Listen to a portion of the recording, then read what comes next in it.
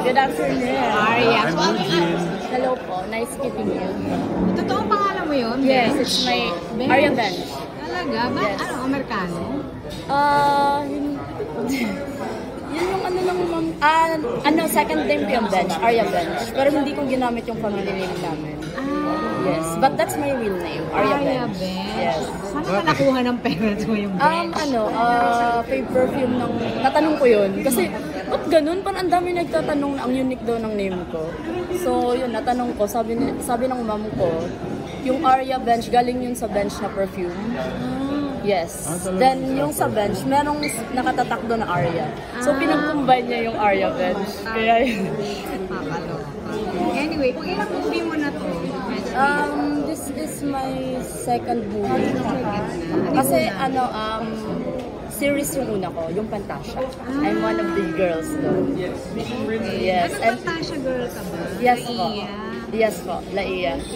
And then, yung first movie ko, Punit na Langit, kasama ko sa Natif and Apple. So, nung nagsi-singer-singer ka pa lang, kailan ka na? Yes po. Gusto sinabi sa'yo, ibibiba max ka. Okay lang sa'yo gano'n. At first, pinag-isipan ko po. Ganun. Pero parang siguro, pagpapasok ko ng Viva Max, inisip ko. Kasi mas passion ko talagang kumanta. So parang sinabi ko na, oh, why not? I'll take the challenge na gawin ko siyang stepping stone. And then for sure, in the long run, magagamit ko din siya na ma-enhance din yung acting skills ko. Diba? Parang try din ako ng ibang field, which is acting. So, for me, okay naman sa akin. Naging member ka ba ng any girl group? No. Hindi po. Soloist po talaga. Kumakanta po ako sa Cebu, merong mga functions, ganun. Yes. Taga Cebu ka pala talaga? Yes po, taga Cebu po ako. Kaya pala wala kang pwesto, hindi ako makanta sa isang hotel. Kumakanta po, natawagan po ako na, are you available for this? Ganyan, kakanta ka, singer, ganyan. So kumakanta naman ako. And then, minsan, perform, sing and dance, ganun. Dito sa Manila, may pwesto. May napapwesto ka. Meron pong nag-ano sa akin na kakanta, pwede ba akong kumanta ng hotels, ganyan. Pero syempre, tinatanong ko yun ng nanay nila, if it's okay, ganyan, kung ano yung katakaran dito, kasi hindi naman talaga ako taga dito. And for my protection din, nag-aasa ko naman on what to do. Yes. Pagka nagpa-perform, nagpo-comedy ka din. Pagka sa audience mo. Yes. Kasi mas nahihila ko sila. Mas nakukot ko yung attention nila pag gagawin ko yun. Diba? Paano mo na-discover na may comedic talent ka pa? Ay, actually po, personality ko pa talaga na, kasi my dad, napaka-comedian nun. Strict siya, pero when it comes to halubilo sa mga tao, napaka-komedyante, grabe. Ang witty niya palagi. And then, of course, si father ko din yung nag-push sa akin sa pagkanta. Siya yung pinaka-support system ko. Pero yung work ng father, tayo na lang, hindi ko comedian mo. Hindi po. Business. Ganun lang yung personality niya. Anong trabaho niyo? May business po. Yes. Ilan kayo magkakapatid? 5 po kami. I'm the eldest. Tapos nung pumunta ka rin sa Manila, nagsosolo ka na? Solo ka? Yes. As in right now? Oo. Ako lang mag-isa. Pinayagan ka nila agad? Or may hesitate? Actually, 2018, pumunta na ako dito sa Manila. 18 years old ako. Oo. Hindi ko alam kung paano ko nakakaya, pero somehow, nag-ano na ako sa Diyos. Bakit? Anong goal mo? Anong goal mo? Gusto mo ng Manila? Gusto ko i-push talaga yung kakayahan ko. Kasi I believe in myself. Yes. Ka naman talaga. Thank you po. I believe in myself. And then, pangarap namin ng dad ko yun. Kung ano yung pangarap ko, pangarap din yun. Pero hindi ka pa sumasali sa mga singing content? I did sa TV5. And supposedly, dapat kukunin din ako sa Tawag ng Tahalan.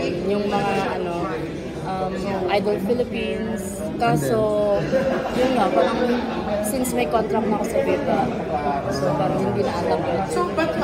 So kagad ka kinontrata ni Boss Lee?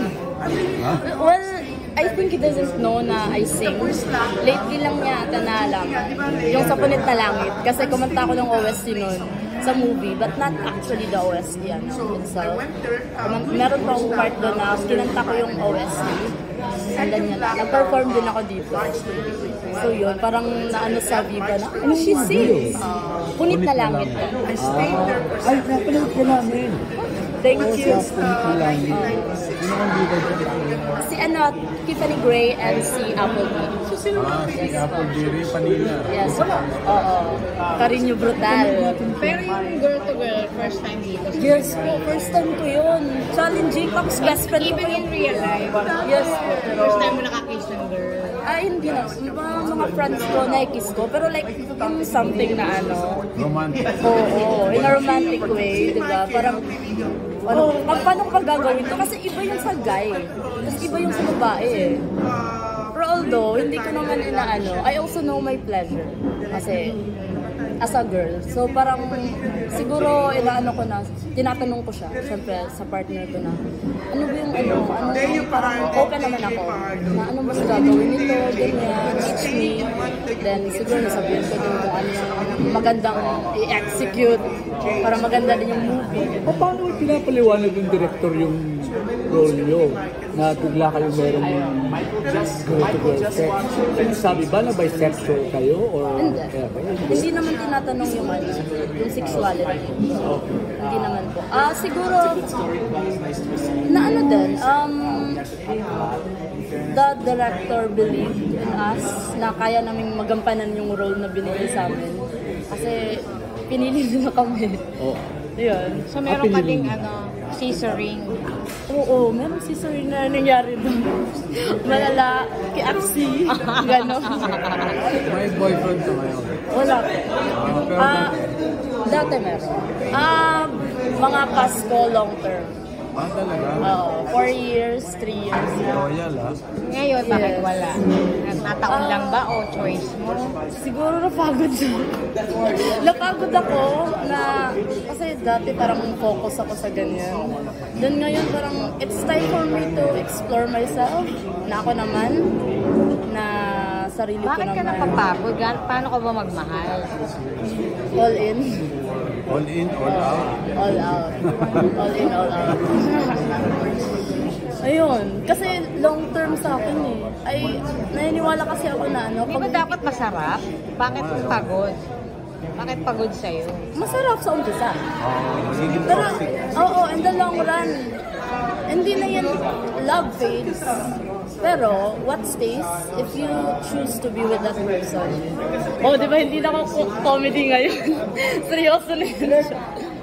Oo nga. Ano ba yung ano mo kanina? Ano yung emote mo kanina? Bye! Ano yung emote mo kanina sa stage? Ano yun? Ano bang emote ko kanina? Napakatawa lang ako kanina. Hindi, parang ngayon mo lang nadidiscover ang sarili mo. Yes. Napaka-late bloomer ko kasi. Oo. Ilang taon ka na ba ngayon? I'm 23. Late bloomer. And then, sa Cebu, since sa Chinese, school and then business.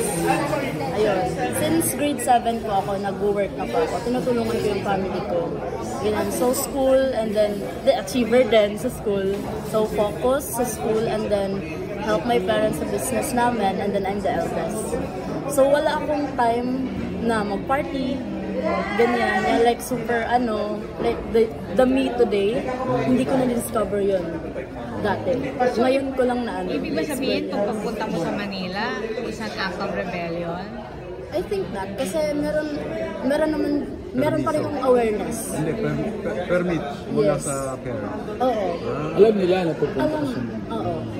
Alam mo. Tapos napag-usapan kung paano, Yes. kung saan ka titira, Before my father died then, last year, I asked permission na, pa, what if, sasali ako, papasok ko sa Viva Max. Sexy scene yun. Is it okay? Conservative. Kahit modeling, ayaw ni Papa. Ganon ka-conservative yung family. Paano mo napapayag? Sabi ko pa, I'm 23 na ako. Okay ba sa'yo? Ganito. Kasi nakikita din nga, after ng breakup ng ex namin, nakita niya kung paano ako gumuhok. Oo. Ganon na. Nag-viral din sa social media na binadishame ako, ganyan. Ng ex ko. Yes. So parang na ano yun, parang sabi niya, go na. Basta, keep in mind na dapat huwag mawala yung sarili mo. You can do sexy to make you, to boost my confidence, pero huwag mong walain yung sarili mo. Paano ka binadishame? Anong ginawa niya? Gusto body shaming. Ayoko balikan yun. Paano ka sa Viva Max? You said you came here para talaga pumunta sa Viva Max? Yes, nag-audition pa ako. Ha? Nag-audition ako. Nag-audition ka? Yes. And then first Saan? yun, sa Pantasya. Oo. Naging ano siya sa pagkakas. Yes. Then, sa dami namin, hundreds na nag-audition. Thank God, 8 kami, nadala pa ako sa 8. Na napili. Naabutan ba ng dad mo yung nagiging success mo na ngayon? Hindi na. Kahit isang movie, wala siya na. Wala. Pero nag-uumpisa ka nang namatay siya. Siya yung parang nag-udyo Okay. na mas pumunta ako dito. Na mas ipagpatuloy yung career. Anong ginamatay niya? Cancer.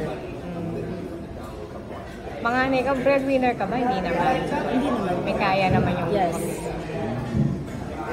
Yung ex-boyfriend mo, Filipino or Filipino. your age? Yes. First kong boyfriend yun naka-age ko. Kasi usually mas sa akin yung mas older.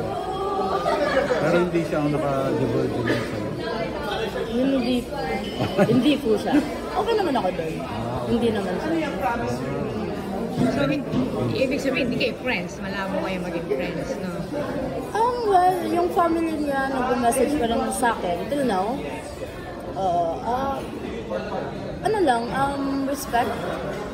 Ganun na lang. Although ginawa na sa akin na pag-usapan naman namin na mali yung ginawa mo, ganyan. Then I choose myself, so I choose to forgive. Nag-sorry? Ha? Nag-sorry siya? Nag-sorry siya sa friends ko. Ano ba yun? Oo, diba? Nakausap mo na nga, hindi pa nag-sorry. Pero okay lang. Okay lang. That happens. It's That part of happens. my life. Alam mo talaga, ang ganda ng boses mo. Pwede bang sample? Oh, so sure. Anong song? Kahit kung anong gusto. Iba naman yung ano. Iba naman Tagalog. sa kanila. Sige. Bukas ng Tito Mamahal. I love Lani Misalucho. Para kanino muna? Sino man Kaya siya. mo yun? Sige, dali. Sige, go. Kahirap na umibig sa litang panahon kung bakit ngayon ko lang natagpo ang isang katulad mo. Sana kung pa kita nakilala, sana noon wala ng puso ay malaya pa magmahal.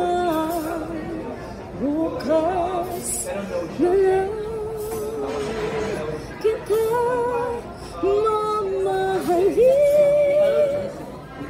Yun na yun. Nakaupo pa yan, ha? Pag kumpleto may TF na yun. Charis. Nakaupo pa yan, partida. Hindi na tayo may Salamat. Maraming salamat. What did you study in Cebu? You went to college?